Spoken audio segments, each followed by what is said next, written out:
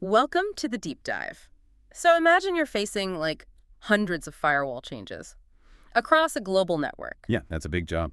Or maybe you need to set up a whole new department, security configs and all, repeatedly, and without making mistakes. Manual errors creep in so easily there. Exactly. Doing that manually today isn't just slow, it's actually a huge risk. So today, we're diving deep. We're looking at the core ideas from the Check Point Certified Automation Specialist material. You've given us some great stuff, excerpts from an exam guide, even practice questions. It's a perfect starting point. Yeah, it lays it out nicely. Our mission, like always, is to pull out the really key insights for you. Think of this as your shortcut to really grasping checkpoint automation, turning those manual headaches into smooth, repeatable workflows. And it's a great chance, I think, because we're not just listing tools. We want you to understand how they actually work. Right. Why some practices are just essential, Yeah. for efficiency and security. And what it all means for managing policies day to day. It's about building that solid automated foundation. Okay, let's unpack it then. When you first start thinking about automating checkpoint tasks, what's like the first tool that usually comes up, the foundational one? That's almost always going to be MGMT-LI. Okay, MGMT-LI. Yeah. Think of it as your main command line interface, sure, but it's really the gateway. It talks directly to the management API for all your objects, your policies, everything. So that lets you control things remotely. Exactly. Remote operations against the management server. That's what unlocks scripting and automation. It turns those click-heavy tasks into code, basically. Mhm. And you're often dealing with, complex configurations using JSON. That's where the real power, the real efficiency gain is. Right, so it's much more than just a simple remote. It's like the engine for infrastructure as code, but for security policies? Makes sense. Precisely. Okay, so you use MGMT-LI, you make your changes. How do you make sure they actually, happen, that they go live and everyone sees them? Is there a step people might miss? Oh, absolutely. That critical step is the publish operation. Within your API session, publish is like hitting the big commit button. It takes all the changes you made in that session and writes them permanently to the management database. Ah, so until you do that. Until you publish, everything's just local. Yep. It's only in your session. Other admins can't see it. The gateways don't enforce it. It's like a draft. Right. Publishing is what makes it real, makes it effective, makes it visible. It's non-negotiable if you want your changes to actually do anything. Yeah. It's the final step. That seems incredibly important. So non-negotiable, but are there situations where maybe someone might be tempted to skip it? Or maybe where it causes, I don't know, issues in a place with lots of admins working at once? Definitely. The temptation might be there if you're rushing, maybe, but skipping it just means your work didn't happen effectively. Right. And yeah, in multi-admin setups, publish is atomic. It does everything at once. So if two people are trying to publish changes around the same time, your scripts need to be smart enough to handle potential conflicts. That can cause real headaches if you haven't planned for it in your automation.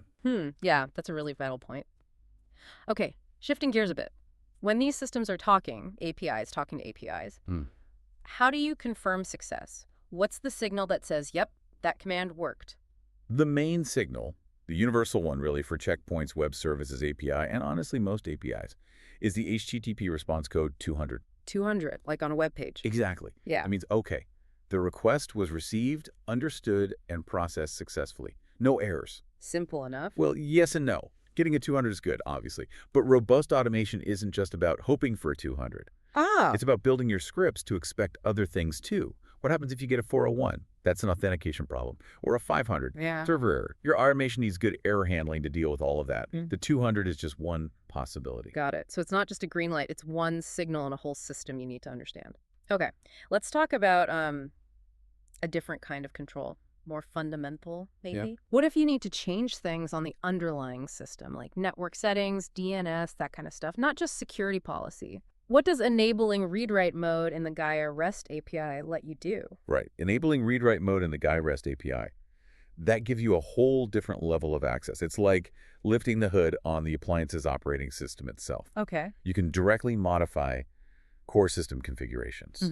Things like network interfaces, IP addresses, routing, DNS servers, the real bedrock settings. So totally different from the management API for policies. Completely different. This is full access to change how the system itself is configured and operates. It's powerful, obviously, but it comes with a lot more risk if you're not careful.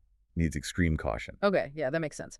So we've covered some really powerful tools, different levels of access, which brings up the responsibility side, right? Mhm. With all this power, what are the absolute must-do best practices when you're automating security changes? What should you always be doing? This is super important. There are really two main things, two pillars that will save you so much trouble. First, always, always test your automation scripts Why? in a lab environment, Right. a dedicated one that mirrors production as closely as possible. Why is that so critical? Because you need to be sure your script does exactly what you think it does before you run it live. You don't want to find a bug that takes down network access or opens a security hole in your production environment. Yeah, that sounds like a nightmare scenario. It really is. I heard this story once, maybe it's just a cautionary tale, but about an admin who skipped the lab test for a quick fix Uh-oh.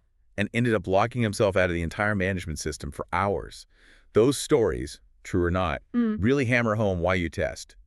Test, test, test. Okay, tests in the lab. What's the second pillar? The second one is just as vital.